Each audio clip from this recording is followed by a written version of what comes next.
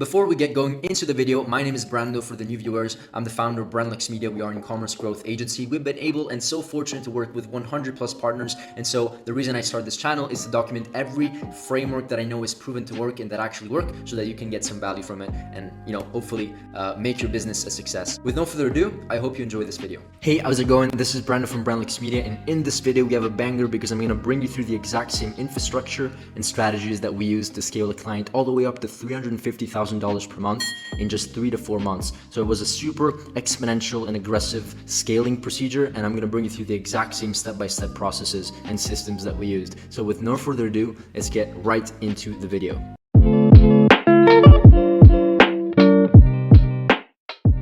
Okay, great. So as usual, before I dive into the strategies, I want to make sure we get the proof out of the way. As you can see, from December 1st to December 31st, 2023, so a super case study, actually, over a little over 5 days ago. As you can see here, we scaled to $363,000 in sales. The one negative thing, and this is kind of like the problem when you scale so aggressively, is that the client actually returned $77,000 of their own product just because they couldn't handle the fulfillment, right? And I always like to say, if you are not ready to scale, right, and you have the marketing set up, I can guarantee you that it's going to be a really big problem if you don't have the fulfillment side, which seems a given for many business owners, but it's actually one of the most complicated things, right? Scaling is hard because, marketing is hard in general. Finding a product is hard. I understand that, but once you find it, it's actually easy to scale, and the problem is the fulfillment. So make sure that you don't do exactly what this client did, but this video is not about that. It's about how we actually scaled all the way up to $363,000 in sales. Okay, so with no further ado, let's get right into the video in terms of the strategies and the systems that we work. As you can see here, I have several diagrams. I'm going to dive deep into the exact creative strategy, the UGC framework, advertising frameworks, and a couple hot things that actually were very fundamental for the success and the overall strategy that we used. So make sure to stick until the end of the video. I'm going to share everything I know. Okay, so let's start with the creative framework. Okay, so I always like to say, and by the way, this creative framework is in regards to how to actually scale with UGC and how to decide how many creators, how many creatives. I'm gonna bring you through the exact process. So this is where it all starts. You need a winning offer, you need a winning product, or else anything that I'm talking about actually doesn't really make too much sense. If you don't have a winning product or a winning offer, it's hard to do anything that I'm talking about. So make sure you find that. Either way, you want to test a winning offer in different angles. And once again, make sure to stick until the end, because I'm going to talk about this specific aspect, which is fundamental to the entire system of how to choose the right angles. Because many people just sell one product in one way, but there's actually dozens, 50, 100 different ways of selling the same exact product, but with different marketing angles and different perspectives, right? I'm going to go through that in just a second. But once you find your winning angle, right, then you can scale that angle, and then you can go all in into user-generated content, right? If you're not familiar with what UGC is, user-generated content, you should by now, because it's one of the most hot topics when it comes to scaling your e-commerce brand. And it actually doesn't have to be e-commerce. It can be a product or a service. User-generated content is what actually scales, because the piece of content is very, very extremely relatable to, to your service and what you're offering. Either way, once you find the angle, this is what I advise you to do, and this is what we've done with our clients. You find the angle, and then you decide to work with perhaps 5 different creators.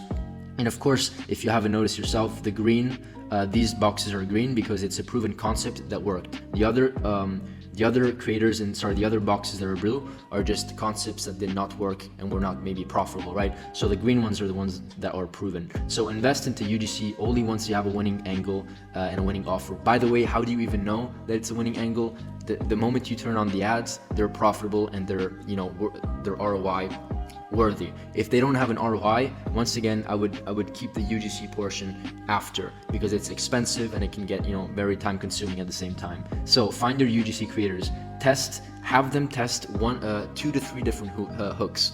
Give them a framework, and I'm going to talk about the framework of how to set it up here. Don't worry about it. If you don't know what I'm talking about, I'm going to go over this in just a couple minutes, but give them a specific framework of how to structure the video and have them do between 2 and 3 different hooks. And a hook is the first 5 seconds of the video.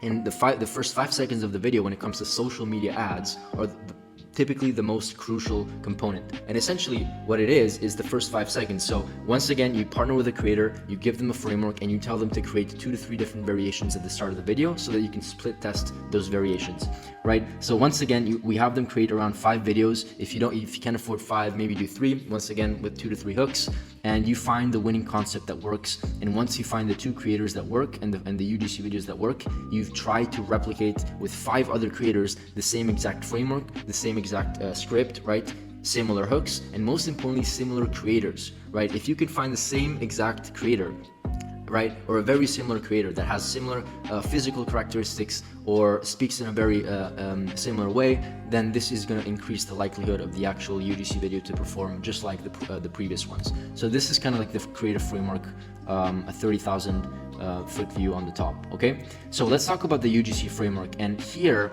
this is exactly the script, let's call it script or framework, that the UGC creator is going to receive. And once again, if you do not send this framework and you just have them do the video, sure, it might work, but they are just gonna get lost. They don't understand maybe the product, they don't know what's proven to work in your ad account, so you need to tell them.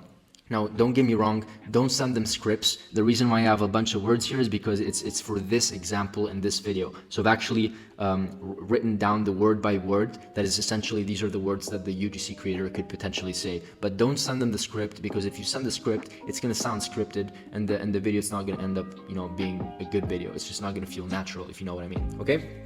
So one other thing to consider is that this framework is necessary, because you can have the most, let's say, beautiful and experienced creator, but if you don't give them the framework, it's 70% of the work. The framework is what gets the actual sales, not the creator itself. That's like 30% of the success, right? So 30%, 70%. So let's go through this example. This is a smoking product, so keep that in mind, and I'm gonna bring you through the exact psychological mindset and framework that we use for this exact script. So this is the framework. You start with a hook, problem, pain. You introduce a problem or a pain. You agitate the pain, right? You multiply the pain. Failed solution, maybe things that the customers could have tried in the past. The solution, which is the product. Features, benefits, and then call to action, which is maybe go get yours now before the sale ends. So let's start with this very quickly. Hook, I want to share something that has been a game changer for me in my battle to quit smoking. So this is a perfect hook. I don't need to explain this why, but it's a perfect hook because it's hard to quit smoking, right? So this is one of the of the hooks that we tested for this client, and it works super well. Okay, so problem and pain. I've been trying to quit smoking for years now, but I've always failed, right? And this is a super huge pain because it's something that a lot of people are dealing with. They're trying to quit smoking, but they can't. And by the way, this framework is not the this storyboard that I'm showing you is not what we used for this client.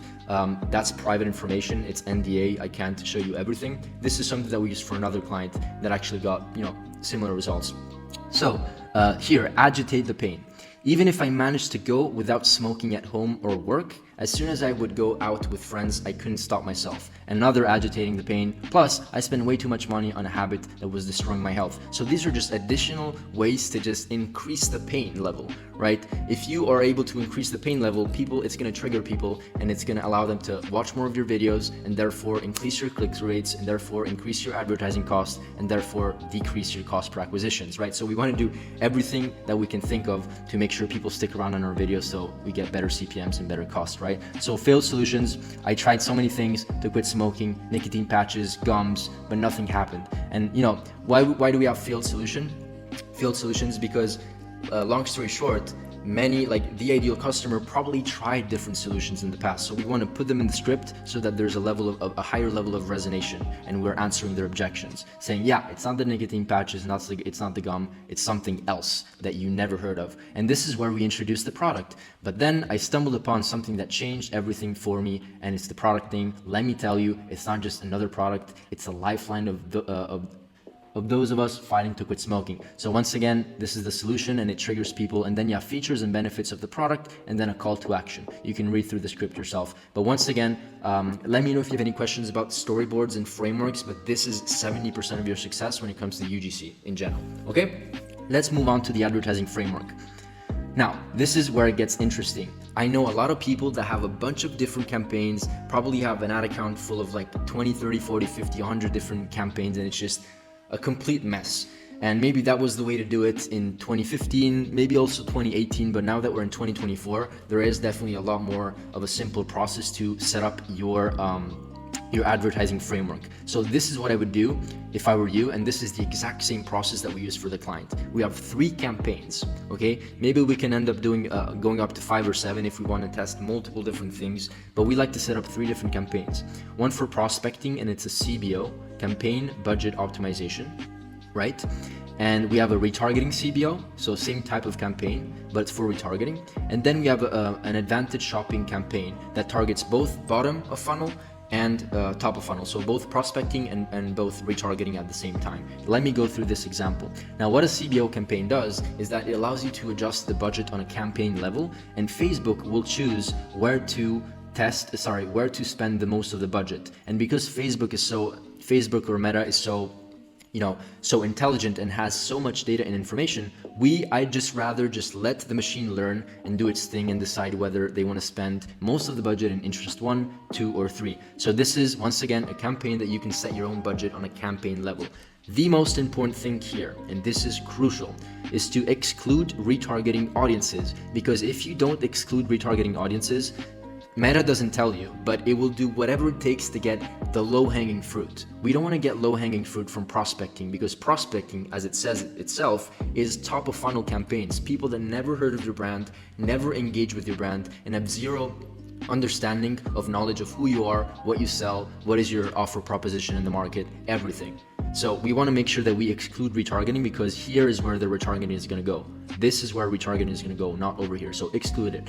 Now, what we want to do is test many different interests. I suggest if you have a $100 budget, make sure that you leave around 15 to, if you have a low budget, maybe $10 to $20 per interest. So if you have $50 budget on a campaign, make sure to not test more than 5 different interests, or else it's too of a stretch, okay? For our clients, we typically, since they maybe have a little higher budget, we distribute it with like $20 per interest. So if we have a $100 budget, we do 5 interests. That's what we like to do. And by the way, here it says UGC just because I know that it works so well, and we like to scale with user-generated content, but this works with any type of creative, and we don't only, run UGC ads, we run many types and different types of ads, but I just like to do the example with UGC. Either way, you do the same exact process. If you haven't noticed, the green ones are the proven ones, and guess what? The setup is very simple. You have different interests, and then you have UGC ad 1, UGC 2, and UGC 3. And this is a very simple process, okay? This is how I would set it up. Retargeting CBO, it's very simple. You have one interest, and I just call it retargeting stack. And guess what? Here is where you can retarget all your people that visited your cart, that visited your Facebook page, your Instagram page, people that watched a certain percentage of one of your video ads. You can do 25% percentile, 50 percentile, 95% of people that watched a specific video. So you can go really in depth into the retargeting. I like to stack it up and then put some UGC ads on over here. I like to do 3. And by the way, what did I want to say here?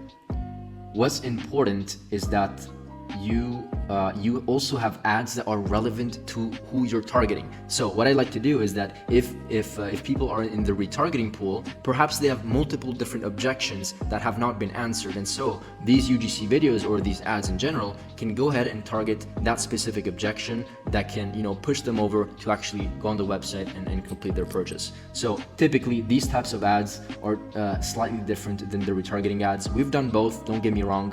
We've tested prospecting UGC ads into retargeting, and it works perfectly, but it's also worth testing, a specific ad for a retargeting pool, right? Maybe if you want to give them a discount, right? So last campaign here, advantage shopping campaign, is the type of campaign that allows you to just be in control of a couple things: your budget, your creatives, and what country you want to target. That's it. The rest will be done by Facebook, and it's kind of like an AI machine learning, and these campaigns can be very profitable. The only thing that you don't have control over is who you can target. In fact, they're going to be both of retargeting and both prospecting, so both top, middle, and bottom of the funnel.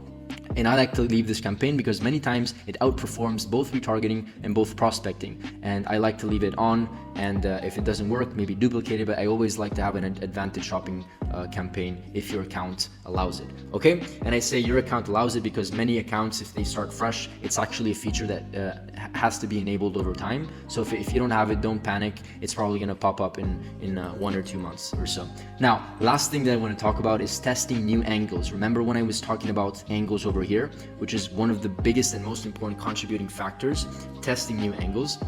I'm going to talk about that with a very interesting product, which is a ear wax remover. Now, let me state before I go into this, rant of angles, right?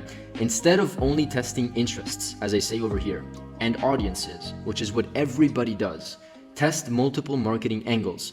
Test selling your product with an untapped approach. And here's a clear example. Let's go over an earwax remover. This was a client of ours. They were just selling an earwax remover. And so these are just, instead of just having a traditional ad that says, you want to get wax out of your ears, use this product, which is what 99% of people do. Here are just like different angles and words and marketing approaches, and I'm gonna go through these in just a second, and you will notice what I mean when I say that you can just use, that your competitors, I can guarantee you, are not using. So we're selling the earwax remover. Stop using Q-tips as they push your wax further in. A lot of people are not actually aware, but Q-tips are not the solution for your earwax. It was maybe in 1920, but it's definitely a very old traditional method. Another angle with like similar to angle 1 could be like Q-tips don't work anymore, right?